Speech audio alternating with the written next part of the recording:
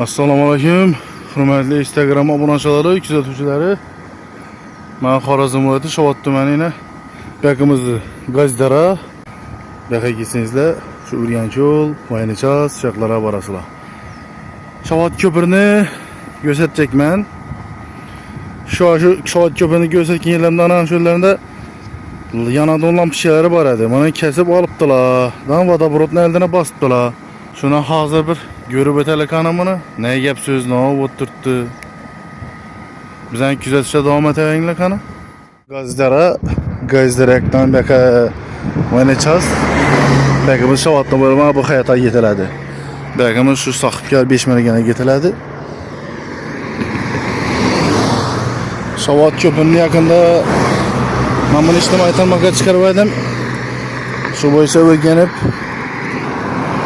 bu salbaları var edi verdi 12 dana 11 dana birisi evvelden yok edi. Kesip alıptılar yol edenimizin xadimları. Bana xuda xalasa ücretimizde tuttu güzekte hemmesini hazırca bölümünü emeller ücretip veremem dedim onu. Yol edenimiz ücretip veremem dedi. Yine tünü sınık gitken yere yine. Bekam sıncak olup tuttu. Uygan şehir köpür bilen şoğullanadığın rəhbəri size müracaatim. Mana güzek füzek deb o'tirman. Bavarini holati yekkan. Mana tezroq bitirib berasdan umiddaman. Shu yoz oyida güzek deb o'tirman bunga. Yo'lni iling yaqindan ko'pirda ishingizni davom eting. Qitazidan ko'pir qurib bering bizlere. Ish ko'pirdan qo'yaman bo'lgan yana sinib yotdi bellari. Agrejnelari yo'q, tamam bo'lgan.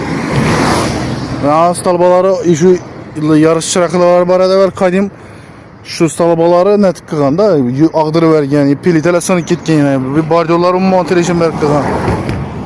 Mana tezroq uzatib berasizlar deb umiddaman. Hozir lekin yo'l idora rahbari Mardanang menga telefonda gaplashganimda hozir bo'limimni men qo'limdan kelgancha qilib beraman dedi. Yana mana bolalar ishlab tutdiğunda xodimlari, ishchilari betonu opollangan yerlere beton qo'yib turibdilar. Ana bağalar ishab tutdi xodimlari. Ko'pincha shunday ahvolga yetgan. Tirishim berib.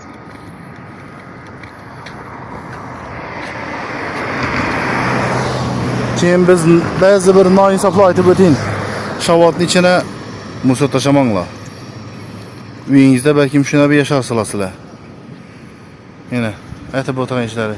Bakalashka, sütni, bachoqi